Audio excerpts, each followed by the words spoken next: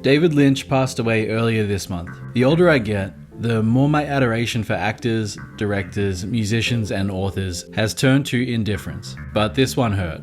David Lynch wasn't just a huge influence on my writing, he changed, for the better, my approach to art and life in general. I could talk about how Twin Peaks seamlessly merges film noir and elements of police procedurals with technicolor wonder, Eastern spirituality with naive Americana, the wide-eyed optimism of Golden Age Hollywood with unhinged avant-garde existential horror.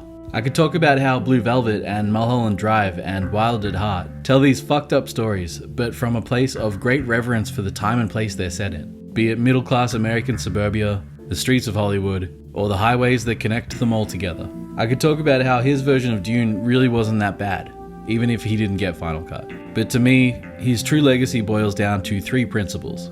The first is that real art comes from somewhere beyond thought. Its language is emotion, intuition, instinct. That's the language that is transcribed from the ether, and it's the language that it speaks to the audience with. Sounds like a load of wank, but nothing's more true when it comes to art.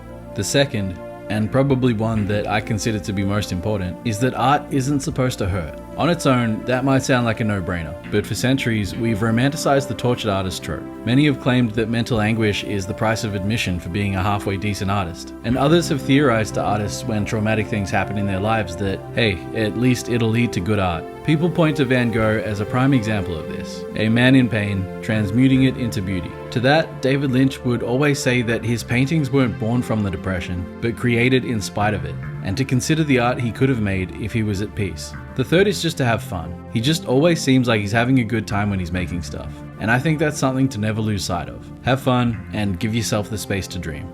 Anyway, David Lynch wasn't for everyone, but he did some insane, beautiful work and showed the world that you could make disturbing, thought-provoking material and be a happy, well-adjusted dude. I don't have the stomach for rewatching Eraserhead right now, but when the time is right, I want to rewatch all of his films. For now, I'm just going to keep trying to make cool stuff. I think that's about the best way we can honor his memory.